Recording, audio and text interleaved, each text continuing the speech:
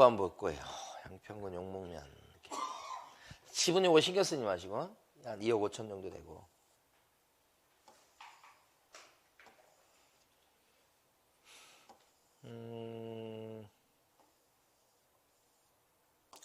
일단 기록을 보죠. 일단은 현황조사서. 그 전에 매각물건 명세서를 먼저 보죠.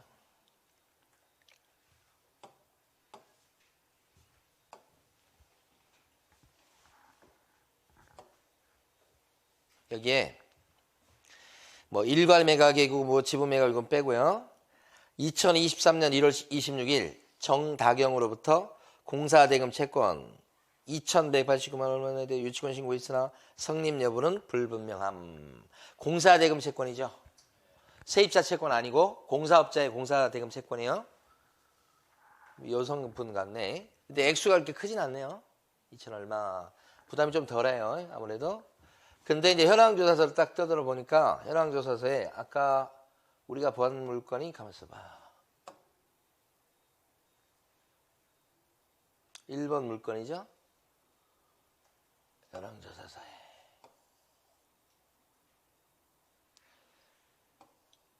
또 1번. 임대차 관계 조사하기 위해서 더 크게 안 되나? 조사하기 위해서 현장에 임해서 보니까 채무자, 소유자 및 점유자를 만날 수가 없었다고 나와요.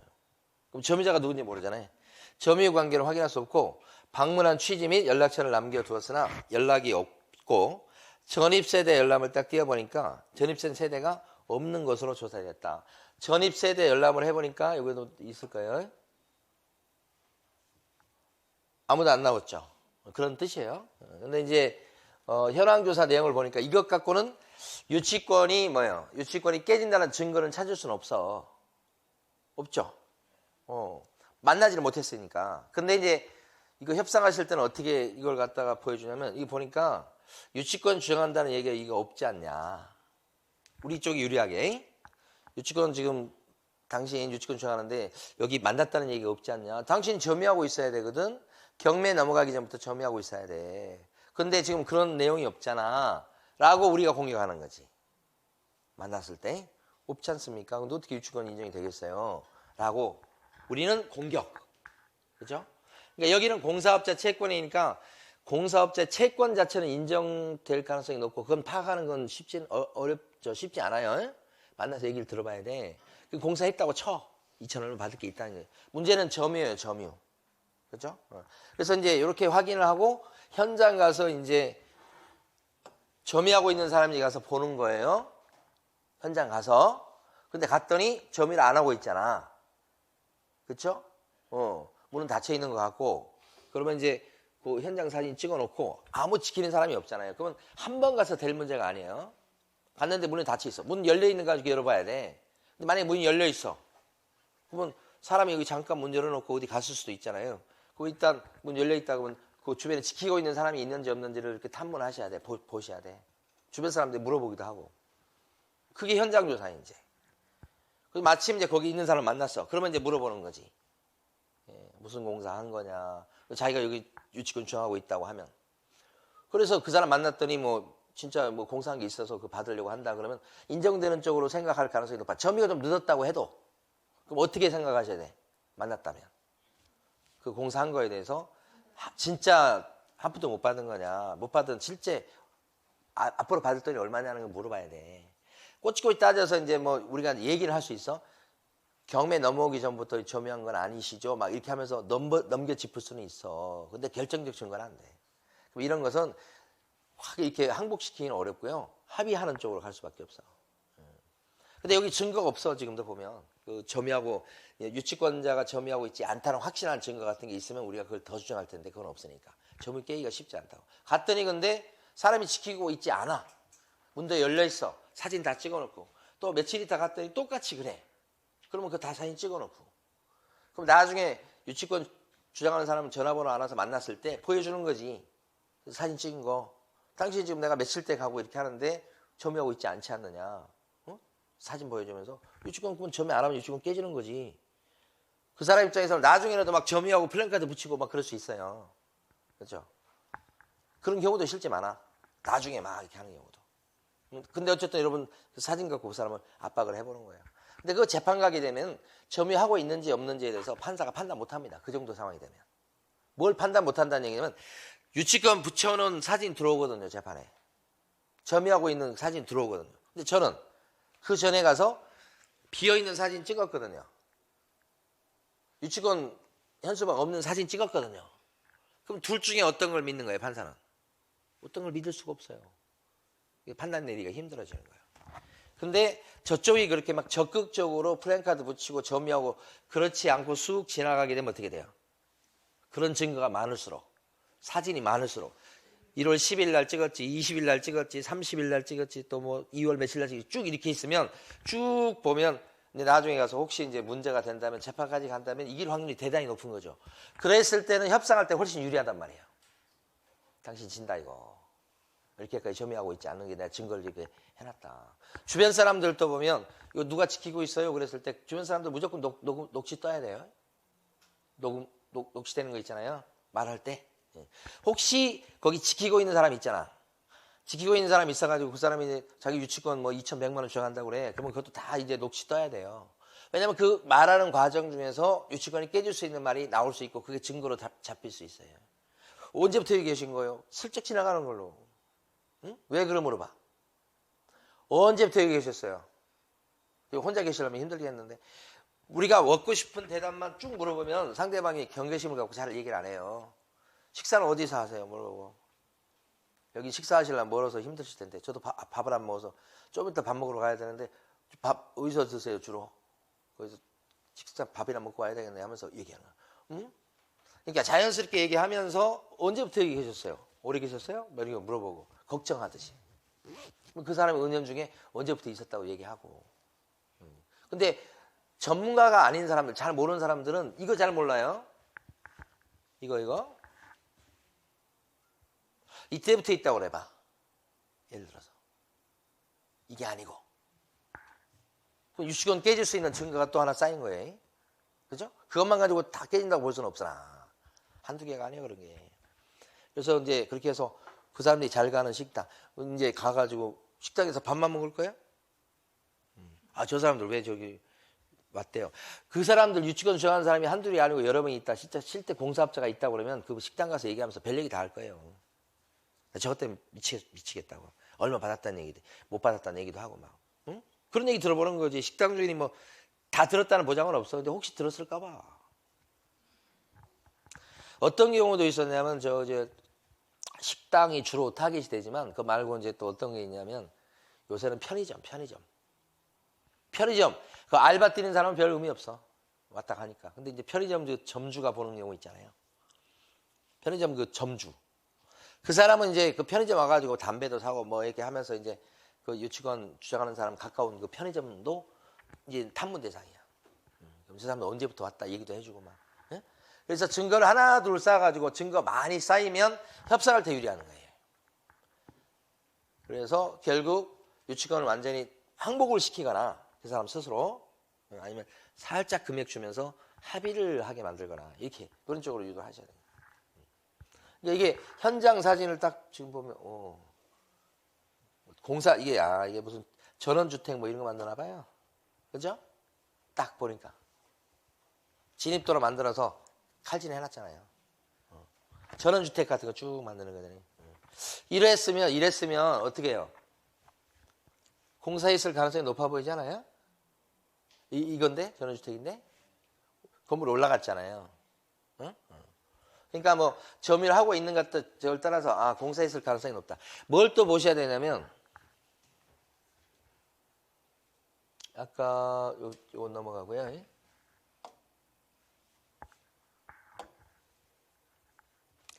이게 지금 준공이 떨어진 게 언제예요?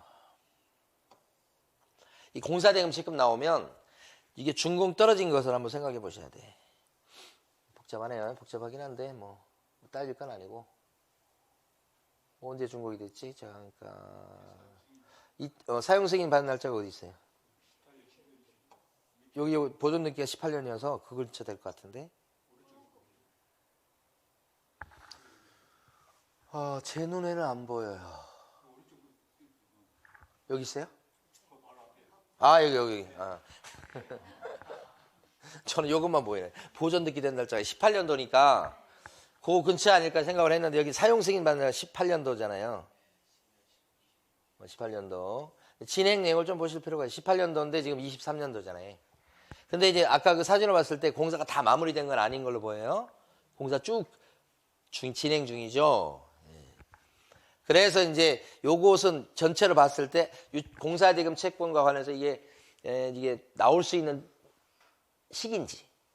어떤 건 준공이 예를 들어서 막 2008년도인데 지금 2016년도에 막 유치권 주하고 그래요. 근데 그런 것은 인테리어 공사 같은 거 했을 수는 있어요. 그러면 현장 가서 뭘 보셔야 돼? 인테리어 공사한 흔적을 보셔야 돼요. 외벽 공사 이런 거 했거나 뭐 이렇게 하면 그 흔적이 있어야 되는 거잖아요. 그렇죠? 근데 이런 것은 눈치가 딱 봤을 때 신축하는 거여서 아 이건 공사대금 채권 인정될 가능성이 높구나 이렇게 생각하셔야 돼요. 아까도 보니까 뭐 말은 그렇게 해보지만 점유하고 있지 않지 않냐 이렇게 해보지만 현장 가보시면 또 느낌이 달라질 수 있는데 근데 이제 인정되는 쪽으로 많이 생각을 하셔야 되고 합의 보는 쪽으로 생각하셔야 되겠다 이런 얘기죠. 이런 거. 자, 그 다음에 또 어디 가볼게요. 이거 여러 개잖아요. 이것도 비슷할 것 같은데. 이게 지금 아까 그 전과 잠깐 가봐요. 이게 아까 보다가 보니까 시간이 오래됐잖아요. 그죠? 아, 요것은 경매 넘어온 것은 최근이네요. 최근. 이건 그렇고. 얘는 변경되었다가 유찰되고 매각이 됐어. 근데 불허가 떨어지고 다시 진행 중이다. 그러니까 이제 절반 가까이 떨어진 것도 2억 9,600까지 떨어졌으니까. 사진 같은 거 잘 보셔야 되고. 지금 공사 지금 마무리 공사 안 되고 있는 상황, 공사 중인 것 같은데 느낌이 그죠? 사용 승인 얘기 없죠 여기는.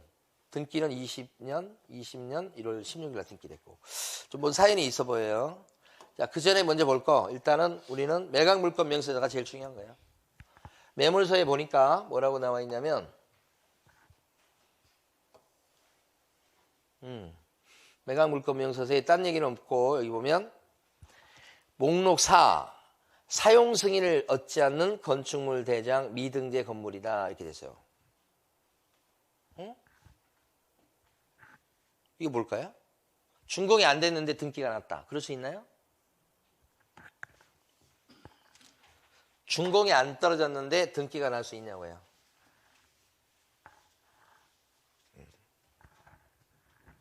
있어요? 없어요? 있어요. 여기까지 하고 아이고야. 여기까지 하고 쉬어요. 건물이 될 때까지 그 과정을 보면요. 건축 허가를 받아서 또는 신고해서 건물을 지어요. 공사 시작하면 그걸 뭐라고 그러면 착공이라고 그래요. 다 지으면 준공이라고 그래요. 준공이 이제 사용 승인이에요.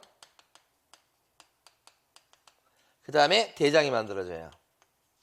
여기 보니까 대장에 등재가 돼 있대요? 안 돼 있다는 거지. 근데 등기가 됐다 이 말이지. 아까 보존 등기가 나왔었어요. 그러니까 원래 이게 정상이야. 그래서 준공되고 대당 만들어지고 등기부 되고. 그런데 경우에 따라 미준공 건물이라는 게 있어요. 준공이 안 된 거. 근데 억지로 등기시키는 경우가 있어요. 그러면 이것도 안 돼 있고 이것도 안 돼 있는데 억지로 등기된 건물이라고. 이게 그거예요. 미준공 건물 이렇게 얘기하죠. 이게 안 돼 있으면 이게 없어요. 두 개는 세트요. 이게 안 돼 있으면 이건 없어요. 근데 거꾸로 이런 것도 있죠. 대장은 만들어졌는데 여기 보면 준공 떨어졌고 대장은 만들어졌는데 등기가 안 되는 경우도 또 있어요. 그 무슨 건물이건? 미등기 건물이죠. 미등기 건물은 여기까지 되는데 요거 안 된 거예요. 미등기 건물도 있을 수 있고.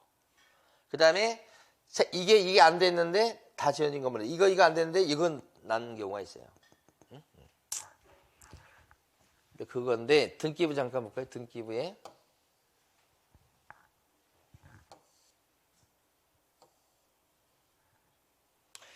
보존 등기라고 돼 있잖아요.